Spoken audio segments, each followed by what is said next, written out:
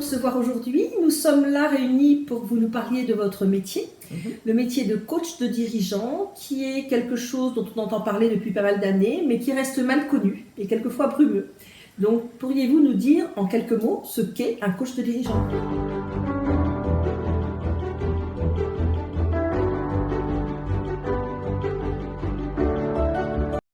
Dirigeants. Bien, nous sommes, si vous voulez, à la disposition de dirigeants qui sont demandeurs. Ça, c'est très important. Demandeurs sur différents plans. Ça peut être pour leur propre développement. Ça peut être pour l'accompagnement au développement de leur stratégie avec également leur équipe. Parce qu'en fait, moi, je travaille aux deux niveaux, c'est-à-dire avec le dirigeant et son équipe dirigeante. Ça peut être également dans l'accompagnement de la clarification de sa vision. Et aussi sur comment gérer par exemple des situations de changement dans l'entreprise ou d'évolution, en impliquant là aussi souvent l'équipe dirigeante. Donc si je comprends bien, ça peut être une intervention au niveau vraiment d'une direction générale pour accompagner sur une vision ou sur une projection de l'entreprise à moyen terme, ou quelque chose de beaucoup plus concret, opérationnel court terme, pour accompagner par exemple un manager dans sa posture. Ça peut tout à fait être ça également. Notre mission, c'est vraiment d'aider la personne à aller chercher dans ses propres ressources pour faire face à ces différents défis. D'accord. Donc ça veut dire que quelque part, au départ, il faut que ça soit clairement posé par un contrat. Comment ça se passe ? Vous expliquez ? Tout à fait. Alors déjà, si vous voulez, un coaching, pour moi, un coaching de dirigeant est évidemment centré sur des résultats et qui sont déterminés à l'avance au départ.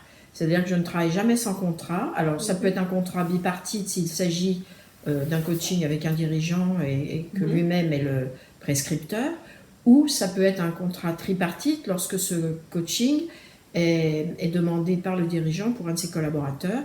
Et donc dans tous les cas, nous définissons des objectifs de coaching et des critères de mesure. C'est très important afin de voir la progression et de pouvoir la mesurer.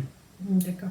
Donc ça veut dire que finalement au départ, 6 contrats, ça veut dire qu'on doit faire bouger des choses, donc il y a une acceptation et une prise de conscience de choses à faire évoluer, et avec un engagement de résultat. Absolument, et chacun s'engage et le contrat est signé soit à 2, soit à 3. Ça me fait penser à une autre notion qui semble importante, au-delà des compétences dont vous nous parlerez, cette notion finalement de confiance qu'on a en la personne qui va vous coacher. Alors, je dirais que c'est un des critères essentiels pour démarrer un coaching. Il faut déjà établir une relation de confiance.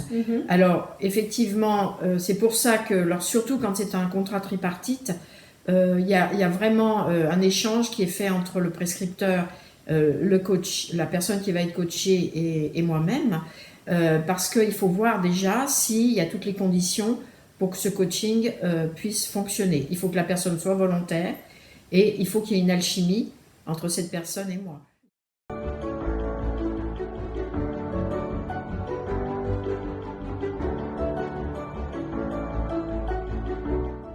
Pourriez-vous maintenant nous donner quelque chose, finalement, un exemple concret de situation avec une vraie réussite ? Absolument. Alors, je peux vous donner, par exemple, l'exemple de cette dirigeante qui était responsable américaine, responsable pour l'Europe de toute la partie vente et marketing. Elle avait beaucoup de difficultés à travailler avec ses collègues européens de par des différences très importantes de style et de culture. Elle était vécue comme un petit peu agressive ou en tout cas exigeante par l'équipe européenne, et parce qu'elle avait un style, elle était très centrée sur les résultats en fait. Très anglo-saxon. Il n'y avait aucune mauvaise intention, mais très centrée sur les résultats, et le style de communication était très différent. Et donc on a beaucoup travaillé ensemble là-dessus, je dirais le plus beau feedback qu'elle m'a donné, c'est de me dire à la fin de ce coaching que ça avait été assez douloureux mais extrêmement efficace, mais surtout que ça lui permettait maintenant de transmettre ce qu'elle avait appris aux membres de son équipe.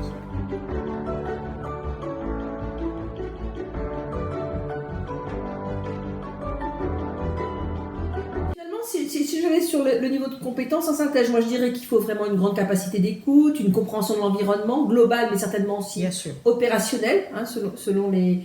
de voir un petit peu le fonctionnement des personnes aussi. Et je voulais vous amener sur une spécificité que vous avez avec cette notion d'interculturel et de coaching en anglais. Pourriez-vous nous en dire un peu plus ? Bien sûr. Alors, bon, ça fait des années que je travaille à l'international, hein, et que je travaille avec des équipes pluriculturelles. Parce que, bien sûr, quand vous travaillez avec des entreprises internationales ou globales, euh, dans 99,5% des cas, les équipes sont entièrement multiculturelles, multifonctionnelles. Et donc, du coup, naturellement, si vous voulez, je suis sur cette dimension-là. Donc la compréhension. Écoutez Guy, merci beaucoup. Je crois que suite à cette interview, enfin, moi j'ai vraiment une vision beaucoup plus concrète de ce que c'est que le coaching de dirigeants et le coaching d'équipe.